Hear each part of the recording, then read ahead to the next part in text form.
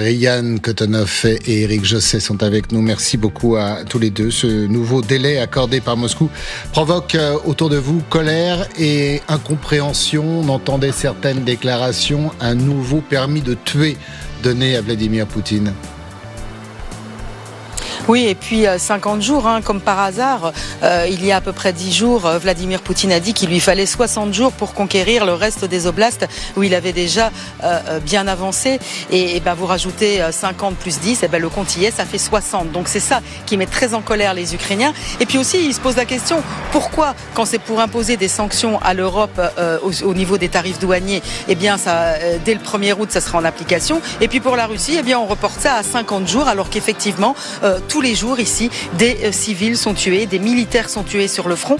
Donc vraiment, ici, c'est une grosse colère. Puis ils estiment qu'encore une fois, Donald Trump n'ose pas aller jusque-là, n'ose pas imposer tout de suite des tarifs douaniers plus importants, ces fameuses sanctions secondaires. Donc en fait, ici, l'incompréhension, oui et non, parce qu'on se dit aussi, c'est une façon aussi de laisser à Vladimir Poutine le temps de conquérir, je vous le disais, ces oblasts. Et puis après, de dire à l'Ukraine, maintenant, on va négocier et vous laissez les oblasts conquis à la Russie. Et ça, c'est une façon de tordre le bras encore une fois aux Ukrainiens pour accepter des conditions de paix, des conditions presque de reddition qui seront ici inacceptables.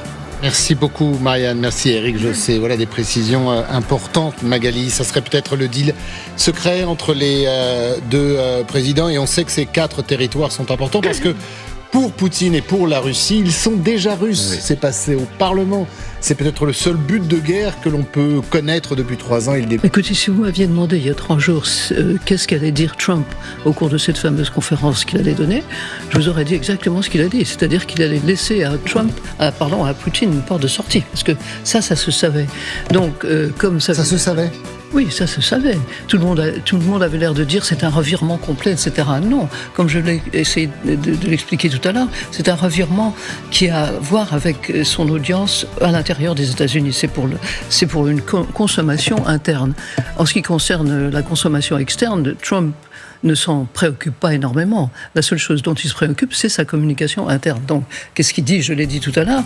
Il dit à ceux qui voudraient soutenir l'Ukraine, qui sont dans des états clés parce que n'oublions pas que quand même, ça commence à arriver très tôt maintenant, les élections législatives. Il y a une toute petite majorité. Les élections de mi-mandat. Voilà. Et comme je le disais tout à l'heure, il y a un certain nombre de sénateurs, dont un des plus ardents soutiens de Trump, le sénateur Lindsey Graham, qui doit absolument être réélu. Et lui, pour diverses raisons, parce qu'il est soutenu par divers groupes, dont par exemple les grands fabricants d'armements, d'autres groupes très puissants. Il est soutenu par l'EPAC aussi, donc ça c'est important pour sa réélection qui arrive là en 2026. Donc lui, il pousse à la roue pour que Trump donne des espèces de gages à tous ces gens-là. Et Trump, qui est malgré tout ce qu'on peut lui reprocher, un animal politique d'une très grande capacité, il faut bien le reconnaître, il donne des gages à tout le monde tout en suivant son chemin, et son chemin c'est de donner à la Russie, comme ça vient d'être dit à l'instant, une sorte de victoire. Ça ne sera pour la Russie qu'une petite victoire malgré tout, une sorte de victoire de façon à ce qu'après ils puissent faire du business ensemble. Et je souligne quand même que dans ce qu'il a dit quand il a parlé de faire acheter des patriotes par les Européens, il a appelé ça comme un windfall. Un windfall, ça veut dire une aubaine pour nous. C'est une aubaine financière pour nous, c'est du business. Gagner, général Sauron. C'est quand même un peu difficile à avaler parfois. Sur tous les tableaux. Malheureusement, il va falloir que les Ukrainiens l'avalent ou pas d'ailleurs. Ça risque d'être compliqué. Ce timing, ça vous semble bon ?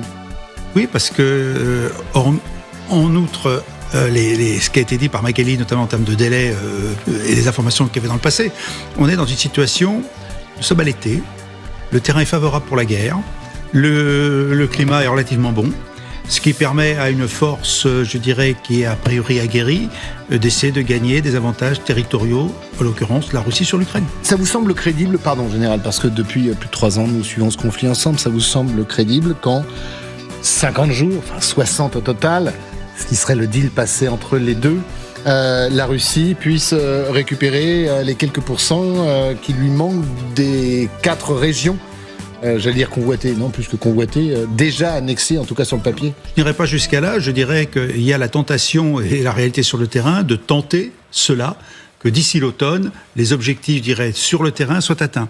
Je ne dis pas que